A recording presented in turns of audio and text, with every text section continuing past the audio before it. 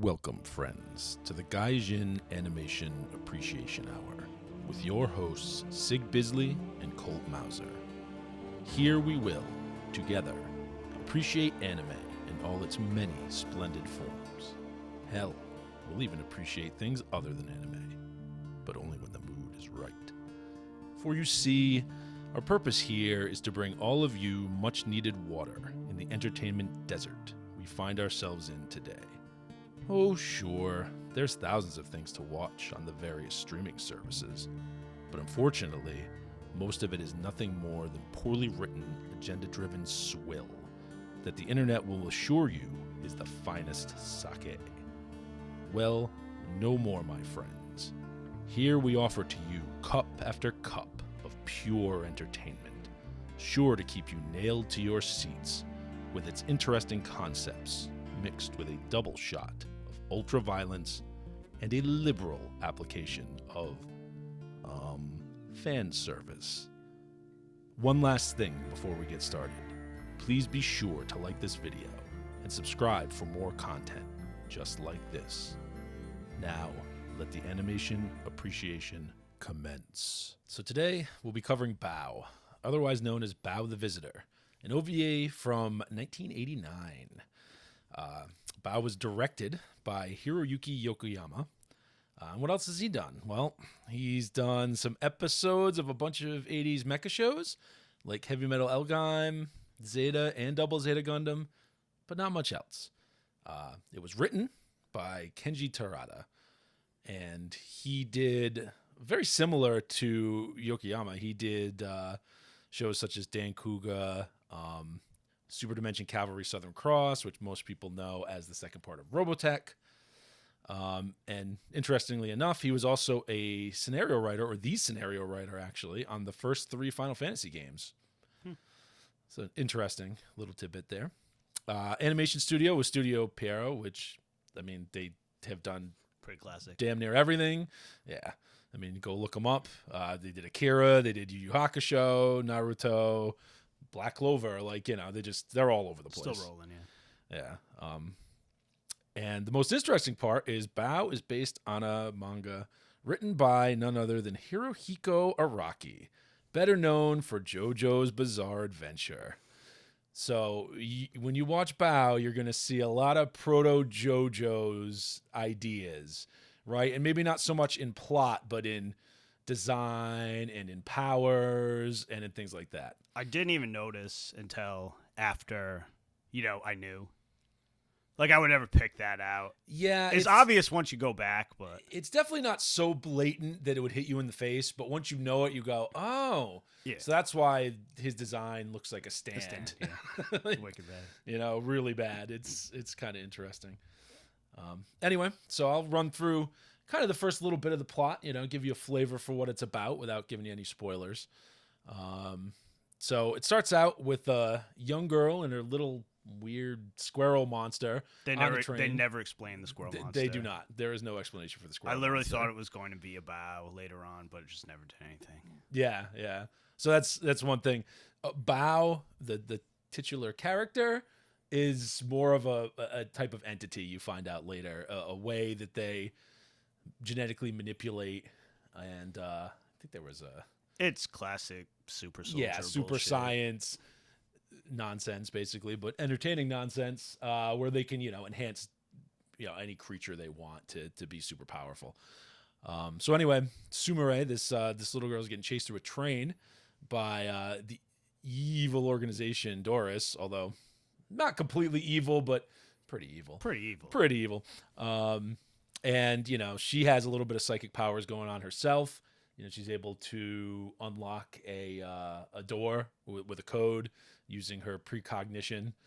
So she's got a little bit of psychic powers going on. But anyway, it cuts to the scientist of Doris, and then you see this ridiculous sarcophagus-looking thing. It is a sarcophagus. It looks straight out of Stargate. It's fantastic. And you see Baoh arise out of the sarcophagus. Blows open, and there he is. There's Baoh. Actually, it's Ikaro, but Baoh, it's, as we said, Baoh is more of a thing than the main character. But the man Ikaro, and he's, he immediately goes on a little bit of a rampage to get the heck out of there. He grabs one of the soldiers by his wrist and almost crushes it so much that his hand falls off, and then tosses him out of the moving train, like a sack of potatoes. He does that a lot. Yeah, there's a lot of ultra violence in Baoh. It's a good thing. And then to escape, he very smartly jumps up and grabs some power lines and knocks himself out. Which, hey, none of the worse for the wear, I suppose. He got the job done, I guess. He does get away. And Sumire does as well. She unhooks a train car, and they both get away. So then it skips ahead, and it cuts to them just together in town, hanging out. Ikuro trying to figure out, who he is, what happened, what's going on. Classic amnesia. Yeah, of course. You wouldn't be an anime main character if you didn't have amnesia of some type. It's just how it works. But anyway, they're sitting there, and then Sumire sees she's drawing in a book, and she sees she has like 3 powers. That's one of them. Yeah, she sees like she has the number. Yeah, she has the number thing, and then when she draws pictures, she'll see like crazy shit in there. That's like the future. So you can see a little bit of the JoJo's influence there, right? Or the stuff he would later bring into JoJo's with Oingo Boingo a little bit, right? Where they're both writing in the books, or whatever the heck they called him, the American version. I don't even remember. Licensing is a bitch. So anyway, she sees this assassin kind of come out of the book, and then he creeps up behind and attacks them. So they have to escape, and they run away from him, and they're on the run for a little bit from him, and eventually he eventually pins him down at a gas station. He does, and he kills quote unquote kills Ikuro. And then it cuts back and forth between them and the gas station and the mad scientist showing off Baoh, the weapon, to it looks like the military. He put it in a dog, right? Yeah, he puts Baoh in a dog, and then he has it fight a tiger, and the tiger just obliterates the dog, but then the dog rises up, and it looks like a damn legendary Pokemon when it gets up. Pretty much, yeah, it really does. Dying is basically the trigger to like turn it into Baoh. Yeah, which seems inconvenient, but that's what happens. And then the dog proceeds to classic supervillain destroy the tiger. And, at the same time, you see Ikuro getting up, and he just does the same thing. That is amazing. That's, like, one of my favorite scenes in the entire thing. Like, when they have, like, the heartbeat, and, like, he pushes the knife out of himself. Yes. Yeah, the knife just gets pushed just out of his chest. So it's good. Great. It's fantastic. Oh, it is. And then, after they take care of that assassin, they're still running. And they're also trying to figure out, what the hell to do about Doris, the organization. Doris, whatever. And, wherever they're hiding next, I think it's like a hotel or an apartment block or something. It's like a bombed out hotel. Yeah. Like, the Terminator shows up randomly out of nowhere. that guy's awesome. This is the guy who happens to look exactly like a Terminator when you take off some of his skin. So, classic. He makes off with Sumire because they want her for her psychic powers, and so they can lure in Baoh and Ikuro and deal with him. So that's all we'll really say about that. I mean, it proceeds from there. And they're not trying to capture him either. They want him dead. They want him dead. So, they want to lure him in so they can kill him. They come in hard, right? And there's we'll talk about some of the things later again without getting too much into spoilers. But he has to go raid their base, and that's where it goes. Stuff happens. So anyway, what do you like about Baoh? God, what don't I like about Baoh? It has everything that made me love anime to begin with. I agree. It's a short OVA. Yeah, like perfect length, like 45 minutes or so. Like quick to the point. Yep. Doesn't mess around. Like the story's good enough, but it's not. Yeah. They don't go over the top. It's pretty paper thin, but it has enough.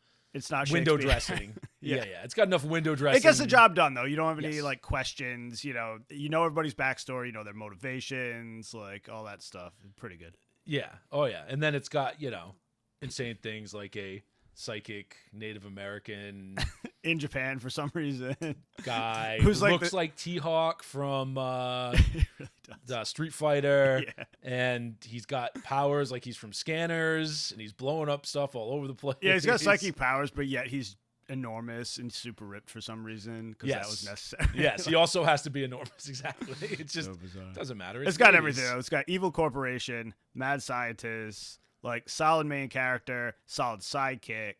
Yep. Ridiculous, over the top villains. Yep.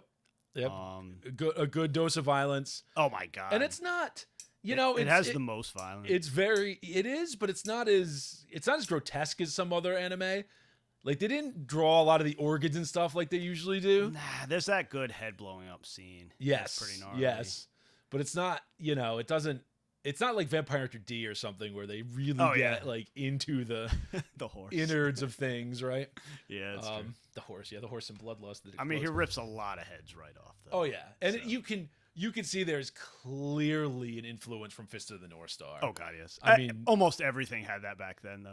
It did, but I mean, Araki especially was a huge Fist of the North Star, which you can see in JoJo. It's just definitely. Yeah. From some of the designs. I mean, granted, he made Fist of the North Star fabulous, but that's kind of what he did. I mean, he couldn't just flat out copy it. So. No, and I appreciate what he did. Whether you like JoJo's or not, you have to admit it's not like anything else, especially once it gets out of the first couple seasons. Oh yeah, no, it goes off the rails after a while. It's just very, very different. I love the attack names that pop up on screen. Oh yes, it has named attacks, and somebody screams it every single time. Yes. Oh god, I won't spoil it, but like right at the end. Oh, there's a perfect one right at the end. It's fantastic. Like the mad scientist guy screams it. So good. It's good. Yeah, that's a good one. It's just so good. Animation's decent. I mean, all these OVAs kind of the same level. I mean, it's not the most amazing. It's not Do You Remember Love, but it's not, crap either. I would love to see like a cleaned up Blu-ray release. I know there's a ton of those that I would love to. Like they've done, with like Vampire Hunter D, that looks so clean, and in Gundam and a bunch of other things. The Pat Labor series. Yeah, Pat Labor. So clean. Looks very good, but this is older, so you have to track it. It's down. older. It wasn't super popular, so I mean, dude, I didn't check and see if it was out on Blu-ray in Japan, so that might be a possibility. Yeah. But it's it'll cost you an arm and a leg, like any of those things from Japan. I did like that it's it's like you said, it's got the mix of everything, right? It's got just a lot of weirdness. You got the psychic Native American guy, you got the mad scientist, you got laser weapons. It's got every 80s action movie. You got a random Terminator. Why is that guy Terminator? There's Road Warrior and Predator homages going on in there too. Oh yeah, definitely. If you look, yeah, it's really good. It's got kind of everything. It's just really good, and it's just entertaining. It's just pure entertainment. It's a solid, fun, entertaining show, and it's it's under an hour. There's no reason not to watch it. There just isn't. It's true. Anything you disliked? It even had a dub, which I didn't know. I'd never seen it dubbed before. I haven't either. And then when I was messing around with like the file, I realized that it has like it doesn't just have a dub. It has like 5 different. There was like 5 language tracks. It was crazy. So, any dislikes? Anything you don't like? It's really hard for me to dislike because it's everything I like. But I suppose it like drags a little. Not that something that's 45 minutes can drag, but there's that whole like after the train between his raid, there's kind of a dead spot. You need a little character building. It's not terrible. But, yeah, you need a little bit of a dead spot. Sumire does not get enough. She doesn't really use her powers that much. I mean, the main focus is Baoh ripping heads off. Yeah. Other than that, I can't really think. It's pretty solid. Like, it's kind of got everything. I think my only complaint is there's just not more of it. I know, it's weird. there's no sequel. I don't think the manga was very long. Like, no, I don't. I think it was 1 or 2 volumes. Yeah.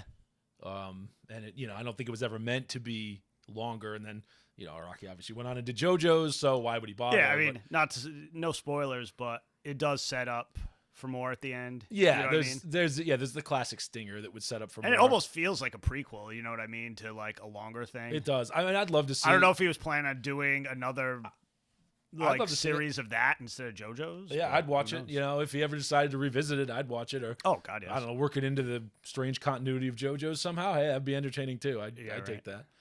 Yeah, it could be like a JoJo's prequel or something. Yeah, I don't know. Sequel, it's very strange, but it's very good. Pretty funny though. So anyway, what's your verdict? Oh man, I give it. What do you want to do? Like out of 10? Oh, I don't need numbers for Baoh. Baoh's 11. You need to watch it yesterday. Yeah, no, it's like one of my favorites from that era, definitely. Of those like hour-long OVAs. Matter of fact, watch it yesterday, and if you have seen it already, watch it again, damn it, because it's that good. It's just so classic. It's short. It's sweet. It gets right to the damn point. And it's everything that's good about that era. Like that golden era of like violence and fan service. Yeah. There's no real, quote unquote fan service. Nah, this one, like some of them go crazy, which you'll see in our next video. But this one's like, I feel like there's three main things that all those OVAs have. It's either a comedy, it's ultra violence, or it's ultra fan service. And they always lean hard into one of those things. And a lot of times they'll have, a little bit of the others. Yeah. Yeah, they have like all three, but mostly Baoh definitely leans into the violence. Baoh is definitely, it's definitely on the ultra violent side of the spectrum. I need one of those triangles with the power levels or whatever. Yeah, right. It's kind of a Venn diagram, right? Yeah. Very true. At any rate. Nah, I don't have much bad to say about it, so. I don't really have anything bad to say about it. Like I said, I'd love a cleaned up version. I'd love to see more of it. It's an interesting concept. I mean, yeah, sure, it's a little generic, but you can't get into that when you get into most anime because it's just so much. I mean, there's so much, and a lot of it's and it doesn't matter. Being generic is perfectly fine if it's entertaining enough. It's got an interesting hook. Yeah, exactly. It's all about execution, or it's got good characters. I mean, that'll make it. Oh, definitely. So that's all I got. Yep, that's it. Well, that's all for today, everyone. We'd like to thank all of you for tuning into another episode of the Gaijin Animation Appreciation Hour. Please remember to like and subscribe, and may your entertainment be always, entertaining.